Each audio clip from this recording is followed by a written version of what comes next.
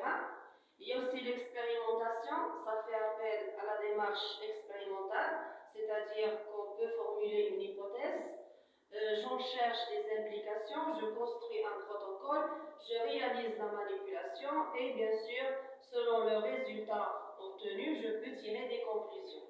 La conclusion, il y a bien sûr devoir, soit rejet de l'hypothèse, dans ce cas, je suis obligé de reformuler une autre hypothèse, soit dans le cas contraire, une confirmation après vérification de l'hypothèse, et comme ça, je passe à l'étape suivante, qui est la formulation de la question à la réponse, que ce soit sous forme d'un texte, sous forme d'un graphique, etc., et la construction du savoir. L'hypothèse, toujours parmi ses caractéristiques, la documentation. Je peux chercher sur des ouvrages, sur des documents, une banque de données, des documents historiques, etc. Pour la modélisation, bien sûr sur des modèles analogiques, et c'est à vous, lorsque je dis vous, ça veut dire les étudiants, de choisir parmi les modèles celui qui aide le mieux à comprendre le phénomène. Donc c'est une caractéristique importante de l'hypothèse qui doit être bien sûr construite et bien cohérente.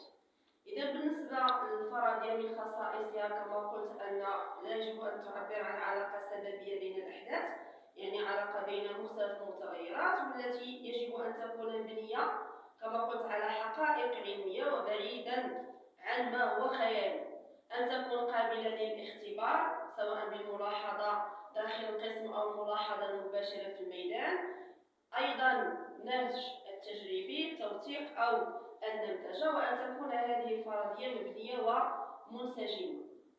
خطوات إنجاز la formulation et le test de l'hypothèse غادي نبداو بأول مرحلة comment formuler une hypothèse يعني الصياغة الفرضية.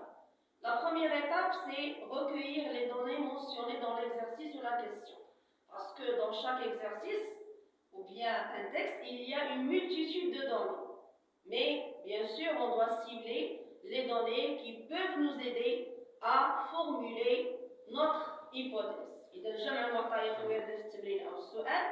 La deuxième étape, c'est la sélection des données ou de connaissances appropriées, comme j'ai dit, qui semblent être liées au phénomène étudié ou au problème traité. لأنه دائما أول مرحلة غادي تكون عندنا في الفرضية هو محاولة صياغة السؤال اللي عنده علاقة بالمعطيات أو المعارف التي تبدو لنا داخل التمرين